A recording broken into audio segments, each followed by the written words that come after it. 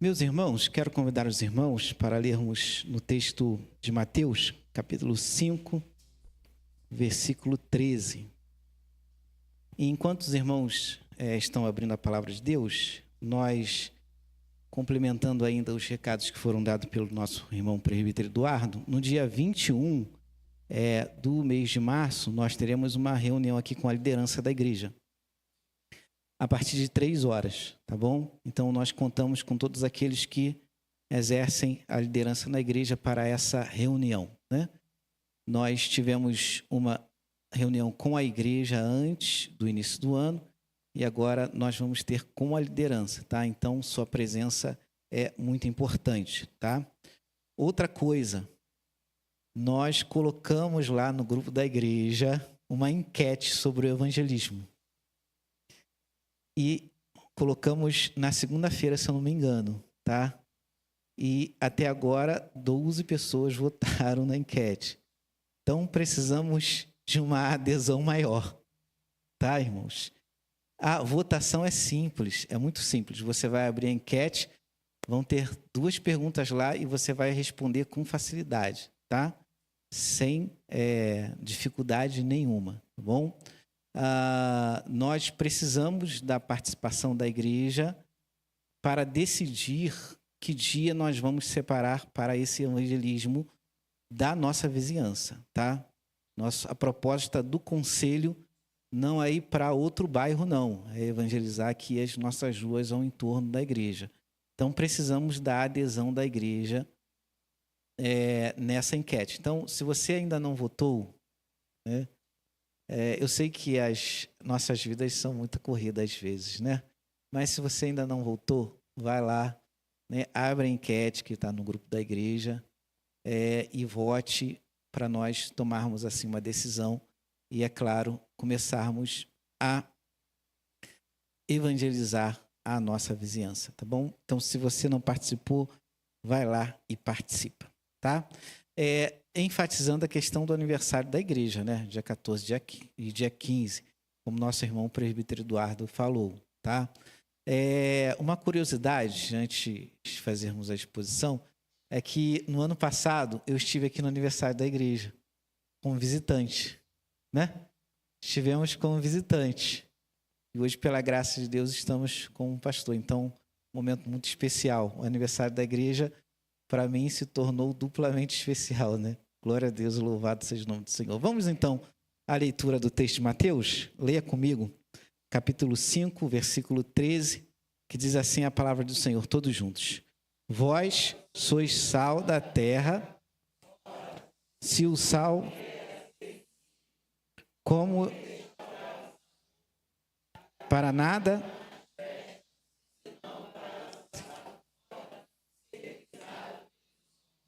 Amém.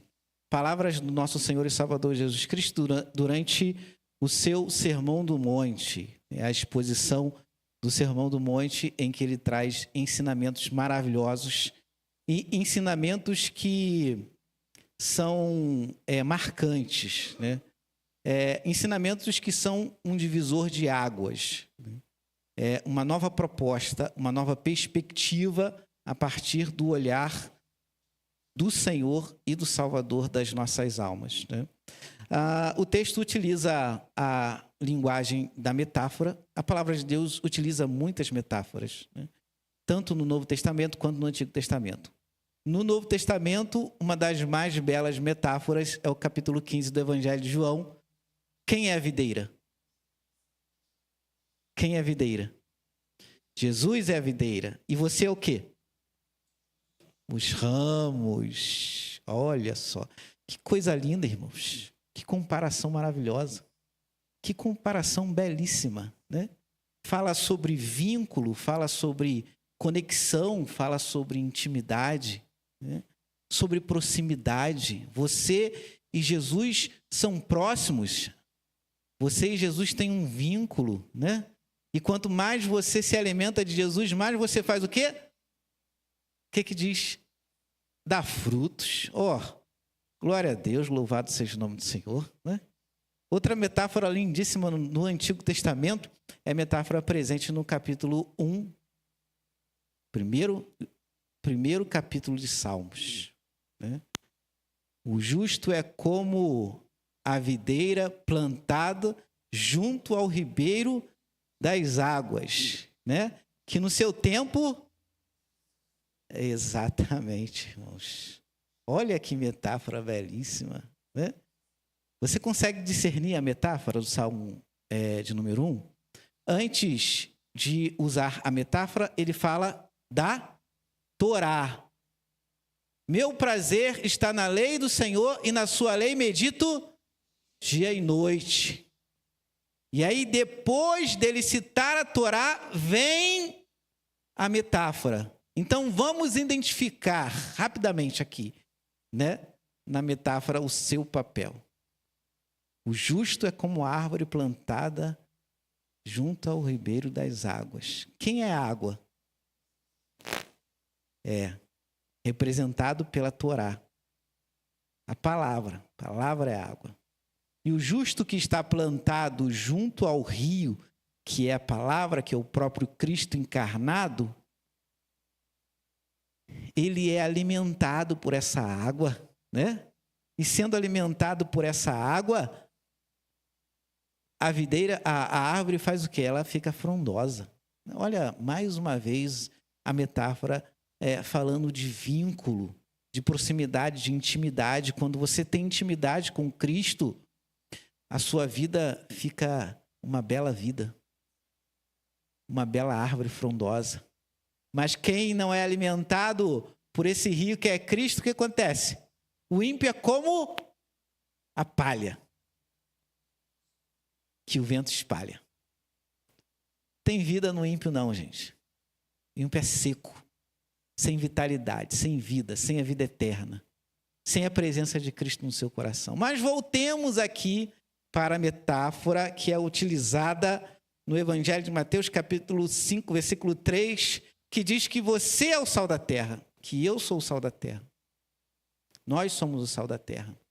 E aí, com esta afirmação, nós vamos inferir que a igreja é o sal da terra. Mais uma vez, então, uma metáfora para se referir à igreja.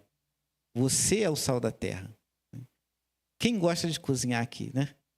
Quem gosta de cozinhar sabe que o sal é muito importante e é muito necessário.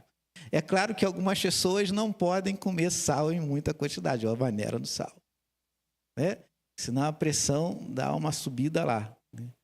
Mas o sal é aquele ingrediente que atribui um sabor maravilhoso à comida. Mas o sal tem outras atribuições. E vamos ver essas atribuições e vamos fazer uma aplicação direta na sua vida, na minha vida, porque a palavra de Deus diz que nós somos o sal da terra.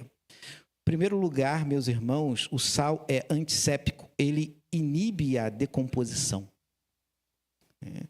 Antigamente não havia refrigeração e a única maneira de conservar os alimentos era por meio do sal. O sal evitava a decomposição. O sal impedia que os alimentos ficassem podres, preservando assim eles de estragar. Quando o texto, meus irmãos, atribui ou compara a igreja como o sal, é certo que podemos entender que a presença da igreja no mundo refreia o mal. A igreja tem um papel antisséptico no mundo. Sua influência impede que o mundo deteriore e que o mundo fique corrompido. Então, quando Jesus compara a sua vida com o sal da terra, ele atribui a você, como igreja do Senhor, essa responsabilidade. A responsabilidade de, por meio da sua vida, por meio da sua existência, por meio do seu viver cristão, você contribuir para que o mundo não seja tão terrível e não seja tão mal assim. Eu posso citar aqui inúmeros exemplos, meus irmãos, de cristãos que influenciaram o mundo com as suas vidas, com seus testemunhos, com seus exemplos. Se hoje existe direitos civis nos Estados Unidos, meus irmãos, foi porque um dia um pastor chamado Martin Luther King, por meio da interpretação da palavra de Deus, ele entendeu e ele foi usado como instrumento de Deus para realizar todo aquele movimento. Se existe direitos humanos hoje, é porque um dia, lá no primeiro século, Tiago falava que todos são iguais e que não há acepção de pessoas. Então, antes mesmo da Declaração Universal dos Direitos Humanos, lá na França, em 1789, falar que todos os homens são iguais, Tiago já falava: vocês são todos iguais. Então, se existe o conceito de que os homens são iguais, o mundo deve isso à igreja. Deve isso à igreja. Então, a igreja tem esse papel. Nós somos presbiterianos, né? E temos um mentor doutrinário chamado João Calvino. João Calvino é uma pessoa, assim, ele é uma pessoa amada e odiada. Muito amada e muito odiada, né? Porque o ensino dele também foi um divisor de águas. Mas, meus irmãos, o pensamento ocidental, ele é influenciado por Calvino em quase todos os segmentos do conhecimento humano.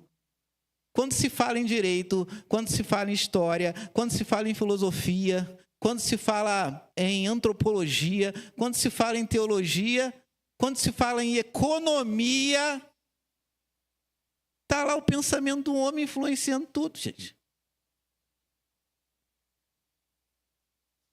Um grande homem de Deus que deixou marca. E hoje nós recebemos a herança desses grandes homens de Deus do passado para exercer influência nesse mundo cruel e nesse mundo corrupto. O problema é quando o mundo influencia a igreja. Aí o sal, né? O sal perdeu a sua função. O sal perdeu o seu sabor. Né? Quando o mundo influencia a igreja. Quando a igreja começa a pensar e a ter perspectivas que são estranhas ao texto bíblico. Quando surgem algumas modas aí, que os crentes também querem participar dessas modas. E aí não avalia se aquilo que está sendo imposto é de Deus ou não é de Deus. Tem fundamento bíblico ou não tem fundamento bíblico? Porque quando o mundo começa a influenciar o nosso coração, irmãos, aí o nosso testemunho é corrompido. E a nossa função como sal da terra, ela se torna absolutamente inútil. Como é que você vai falar para mim alguma coisa? Você já está no 10º casamento. Como é que você vai falar para mim uma coisa? Tem um gato lá na tua casa. Precisamos entender a nossa responsabilidade como sal, que é inibir essa corrupção, vivendo uma vida íntegra, justa e de acordo com a palavra de Deus. Uma outra atribuição do sal, que é aplicada à vida da igreja. O sal, como eu falei, é aquele que dá sabor, né? Torna a comida palpável. O alimento apetitoso, agradável ao paladar. O pecado, meus irmãos, ele corrompe a carne humana.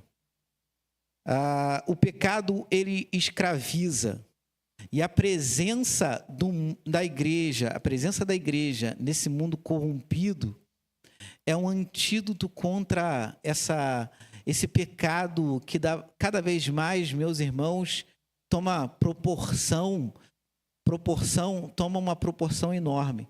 Calvino falava que a igreja deveria ser a consciência do Estado, ou seja, por meio da sua obra, por meio da sua conduta, por meio do seu comportamento, ela iria gradativamente combatendo o mal que existisse no mundo. E por meio da sua vida com Deus, ele entendia que a igreja iria demonstrar ao mundo o que era a vida de verdade. A beleza da existência para Calvino estava conectada intimamente com a pessoa de Deus. Para ele era impossível ser feliz ou gozar de uma vida plena, satisfatória, se não houvesse, meus irmãos, uma vida com Deus, uma conexão com Deus. Nós temos o privilégio, meus irmãos, de sermos convertidos em Cristo Jesus. Aleluia. Glória a Deus e louvado seja o nome do Senhor. E no estudo de quarta-feira nós estávamos falando de alguns personagens nas narrativas bíblicas, quando eles encontravam com Jesus, e Jesus curava seus corações, curava suas mentes, curava suas doenças. Automaticamente eles queriam sair por aí e começar a gritar: olha o que Jesus fez por mim. E é interessante, por quê? Porque no início do ministério, Jesus ele pedia para as pessoas se conter. Olha, vai, mas não fala não para ninguém não. E as pessoas não conseguiam cumprir aquilo que Jesus pedia, porque a experiência com Cristo era tão maravilhosa e tão extraordinária que as pessoas simplesmente saíam gritando e dando glória a Deus e louvando e falando para todo mundo: olha, foi Jesus que mudou a minha vida, foi Jesus que mudou a minha história. E os tessalonicenses eram assim. Eram crentes alegres, crentes festivos, crentes que saíam pregando a palavra, crentes que saíam para falar da vida com Cristo, de como a vida com Cristo era maravilhosa, de como a vida com Cristo era prazerosa, de como viver com Cristo era de fato viver uma vida boa. Quando a igreja vive essa conexão com Cristo, essa conexão que é descrita lá no capítulo 15 do Evangelho de João, quando as pessoas vivem essa comunhão, essa intimidade, né, elas transbordam de alegria e elas querem falar isso para as pessoas. Por isso, meus irmãos, vai aqui uma crítica a nós, eu vou me incluir aqui, vai uma crítica a nós. A igreja não pode deixar de não evangelizar. A igreja tem que evangelizar, irmãos. O que Cristo fez na minha vida, eu não posso ficar só para mim, não. Eu tenho que falar para as pessoas. Eu tenho que falar para as pessoas como Cristo é maravilhoso, como Cristo traz satisfação à alma e traz satisfação ao coração. Como Cristo, de maneira sobrenatural, nós vimos isso em Tessalonicenses, como Cristo, de maneira sobrenatural, traz alegria até quando há sofrimento. Você consegue entender isso? Você consegue entender alguém que sorri quando está sofrendo? Só aquele que tem conexão com Cristo. Porque a alegria é fruto do Espírito. E a alegria é um milagre sobrenatural. Você ser alegre na aflição. Você sentir dor e ainda assim ser alegre. Os irmãos conhecem a história do hino 108. Irmãos conhecem a história do hino 108, né? Que o autor fez depois que perdeu a família toda. Ele cantou que era feliz com Jesus. Você, humanamente falando, você não compreende isso. Sabe? Isso é uma realização sobrenatural de um vínculo que também é sobrenatural. Viver com Cristo é maravilhoso, irmãos. Mas quando a igreja está distante do seu Senhor, ela não consegue passar para o mundo essa realidade de que a vida com Cristo é saborosa. Sabe? A vida com Cristo é saborosa. Viver com Cristo é saboroso. Viver com Deus é viver uma vida deleitosa. É viver uma vida em plenitude. em delícias perpetuamente. O salmista no Salmo 16 falou que na presença de Deus há abundância de alegria. Há abundância de alegria. Não há apenas alegria, há abundância de alegria. Viver com Cristo é maravilhoso, irmãos. Nós, como sal da terra, nós temos a responsabilidade de mostrar ao mundo que a vida com Cristo é maravilhosa, que a vida com Cristo ela é prazerosa. Mas alguns cristãos ainda estão muito preocupados com muitas outras realidades e têm deixado de buscar essa conexão com Cristo, essa intimidade com Cristo, essa proximidade com Cristo. Mas é preciso que nós consideremos uma coisa. É preciso considerar, irmãos, que aquele que está conectado na videira e que não dá fruto,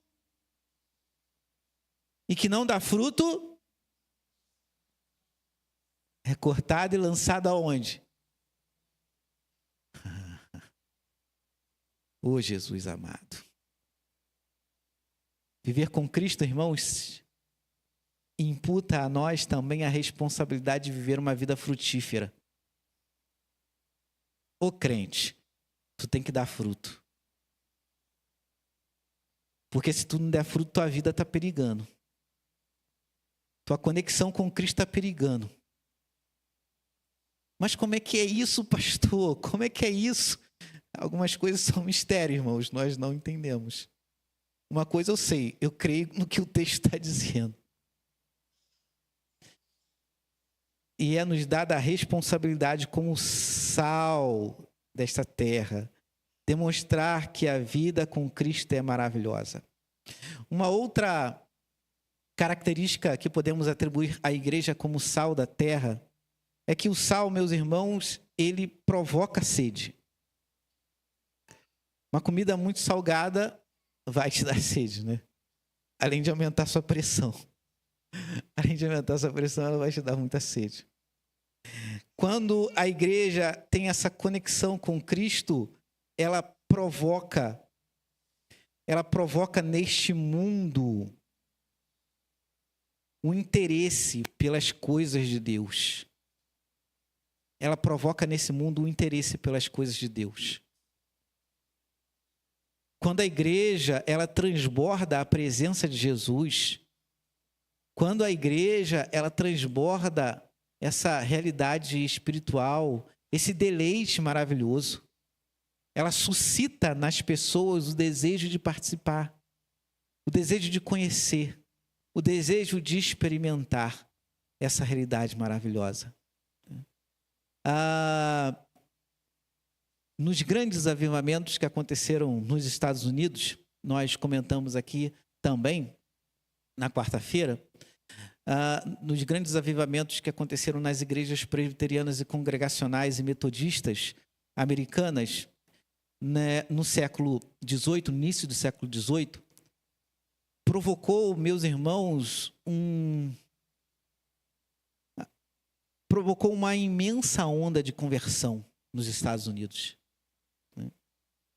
Os grandes avivamentos, como eu disse na quarta-feira, eles eram precedidos de arrependimento de oração. A igreja, os historiadores analisam isso, a igreja arrependida orava muito e buscava muito a presença de Deus, né? Ela confessava os pecados. E como eu comentei na quarta-feira, né, uma crítica a nós aqui, a nós. Vamos nos colocar nesse bolo aí, né? Uma crítica a nós, né? A gente ora 40 minutos, orava 40 minutos na quarta-feira. Agora a gente vai orar mais, hein, gente? Ó, Mocidade também marcou sua reunião de oração. As igrejas que oravam no período dos grandes avivamentos, irmãos, começavam a orar 7 horas e iam orando.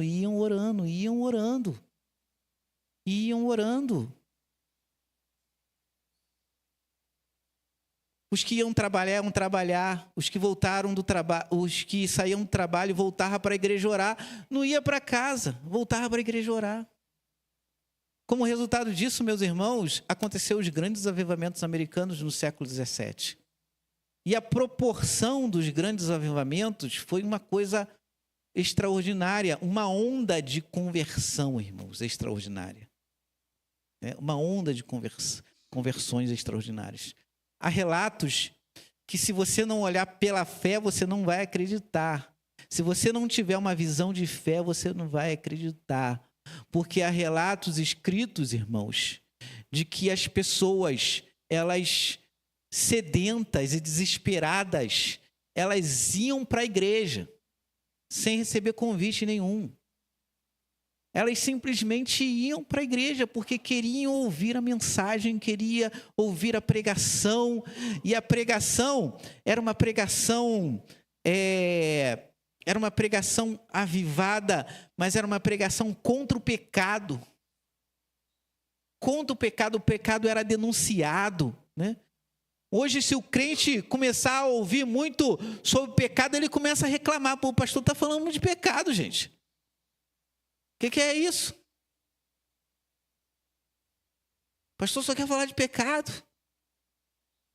E as pessoas eram confrontadas, né? É nesse contexto que surge um dos mais conhecidos sermões da igreja protestante, que é pecadores na mão de um Deus irado.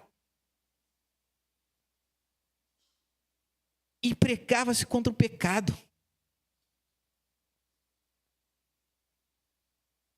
A igreja aumentou exponencialmente a sua comunhão, o seu deleite com Cristo, e isso provocou, meus irmãos, um movimento extraordinário.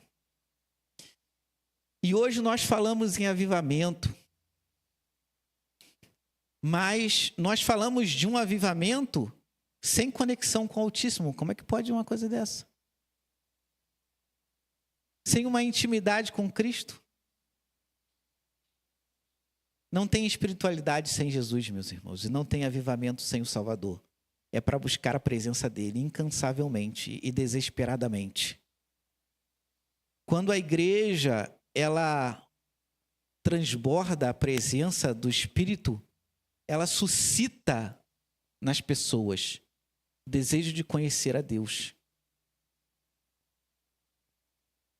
O desejo de conhecer ao Senhor. Mas tem uns crentes, meus irmãos, às vezes a gente é mais triste que o ímpio. Como é que o ímpio vai se encantar com o nosso testemunho? Às vezes o crente reclama mais que o ímpio. Às vezes, irmãos, eu já vi isso, tá? Às vezes, eu já vi liderança de igreja que estava reclamando porque os jovens estavam orando e lendo a Bíblia dentro da igreja. Eu já vi isso. Como é que pode uma coisa dessa? Com tanta preocupação como temos com a juventude reunir 50 jovens num sábado à noite, eu vi isso. E a liderança da igreja não querer abrir a porta para não ser incomodada. Como é isso, irmãos? Como é que é possível transbordar a presença de Cristo assim? E como é possível despertar ou suscitar nas pessoas o desejo de buscar a Jesus, se muitas vezes a própria igreja não tem interesse no Cristo? No Cristo. Como eu havia falado na quarta-feira, né? As experiências dos personagens narrados no texto bíblico foi uma experiência extraordinária porque foi um contato pessoal com Jesus. O Jesus, né, ali, o Salvador ali. Só que o Espírito de Cristo está na igreja. E quando o Espírito de Cristo me converteu, e quando eu tive a experiência da conversão com o Espírito de Cristo, para mim, essa realidade, irmãos, é tão extraordinária quanto as realidades narradas no texto. Mas eu e você, a gente não pula de alegria. Por que a gente não pula de alegria, gente? Que nem o pessoal pulava. Né? Nós éramos, por natureza, filhos da ira. Você era por natureza filho da ira. E se não fosse Jesus resgatar você, você seria enquadrado nesse sermão, pecadores na mão de um Deus irado. E você ia ver o que ia acontecer com você. Coisa boa que não ia ser. Não podemos, meus irmãos, tornar simples aquilo que não é simples. Não é simples o que Cristo fez em nós, em nossos corações, a maneira como Ele nos salvou e nos resgatou, a maneira como Ele convive conosco e a maneira como Ele nos chama a esse vínculo, a essa intimidade. Não é natural isso. Não pode ser concebido como natural, irmãos. Isso é extraordinário. Isso é extraordinário. Nós deveríamos sair daqui, todos nós deveríamos sair daqui, pulando de alegria, saltando de alegria, porque éramos por natureza filhos da ira. Hoje todos nós vamos chegar nas nossas casas e residências, deitar a nossa cabeça num travesseiro. Obrigado, Pai, porque eu tenho paz contigo. Porque se eu não tivesse paz contigo, a tua ira estaria sobre mim agora, aqui, nesse momento. Né? Como tornar, meus irmãos, Cristo atrativo, se muitas vezes nós mesmos não valorizamos isso? Então a igreja precisa provocar esse interesse por Cristo. Né? Rapaz, você fala tanto desse Cristo, queria conhecer esse Cristo. Você fala coisas maravilhosas a respeito de Jesus. Em último lugar, meus irmãos, a eficácia do sal é condicionada. Ele tem todas essas atribuições maravilhosas. Mas quando ele é utilizado de maneira inadequada, ele perde a sua função. Quando a igreja não entende o seu papel, o papel que ela tem diante do mundo, diante dessa realidade escravizada pelo pecado, quando ela quer se relacionar com este mundo, flertar com esse mundo,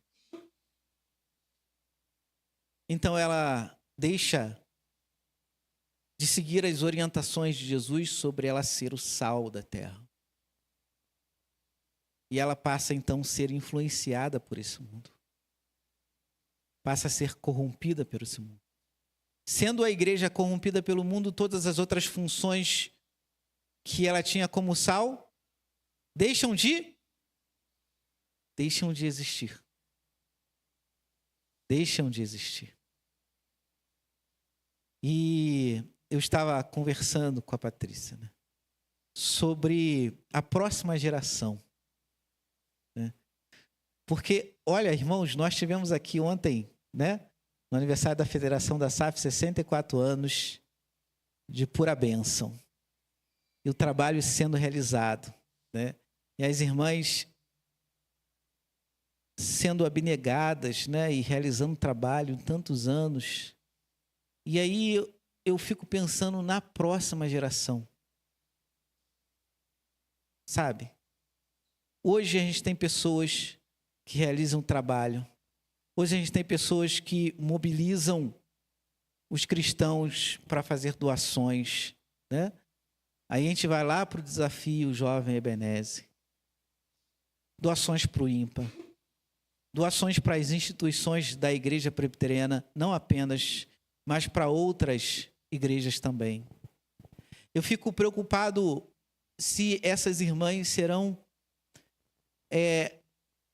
haverá pessoas que substituam essas irmãs. Hoje temos pessoas que fazem EBF e amanhã teremos pessoas que fazem EBF. Hoje temos pessoas que lançam segundo o arado e realizam o trabalho do Senhor porque fazem para Cristo, como nós comentamos ontem. A razão do nosso serviço, irmãos, é Cristo. Cristo é a razão do nosso trabalho. Por Ele nós fazemos. Por Ele nós devemos abrir mãos de tudo. porque ele abriu mão da vida dele e nos salvou na cruz do Calvário. Esse Cristo merece nosso amor, nossa devoção e nossa gratidão. Mas tem uma galera aí, né, que está se deixando influenciar por alguns pensamentos mundanos, né? Eu sou conservador, irmãos. Eu sou conservador. Eu não sou fundamentalista, tá? Fundamentalista eu não sou, mas eu sou conservador. O meu pensamento é pensamento de conservador. Mas tem uma galera aí, né, que com uma mente aberta vai começando a pensar coisas estranhas ao texto bíblico, sabe?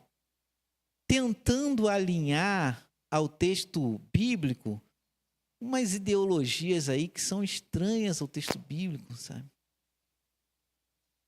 Afinal de contas, você não precisa se dedicar tanto assim, porque já fomos conquistados, né, pela graça, né? A graça nos liberta. Um pensamento errado de que a graça liberta para pecar. A graça não liberta para pecar, irmãos.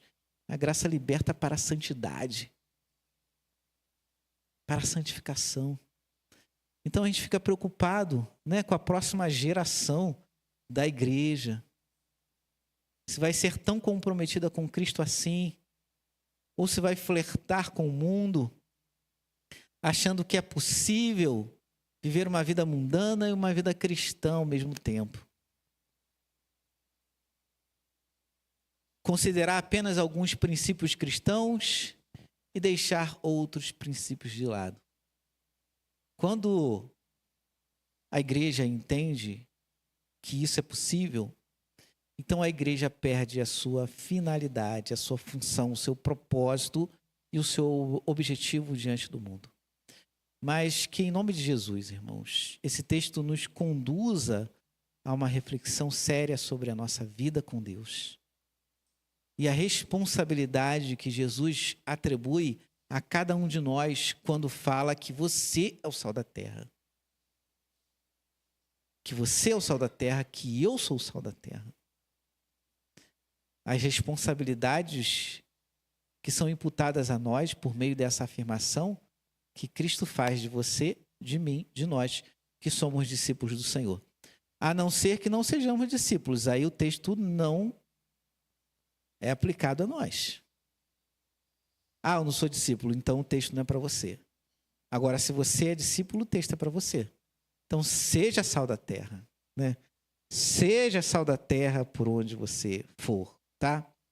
Que por meio da sua vida, você iniba a realização do mal. Devemos orar, irmãos, pela nossa cidade, pelo nosso país, né? Nossa cidade hoje comemora mais um ano, né, de vida. Aniversário hoje da cidade do Rio de Janeiro, né? 1º de março. Né? Quantos anos a cidade está fazendo? 460?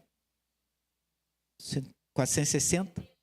461 anos que a cidade do Rio de Janeiro está fazendo. Precisamos orar pela nossa cidade.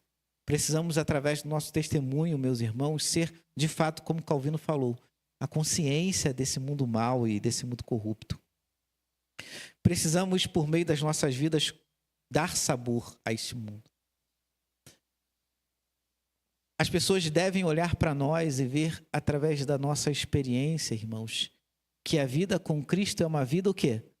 Deleitosa, uma vida maravilhosa, uma vida doce de ser vivida. O sal provoca a sede, né?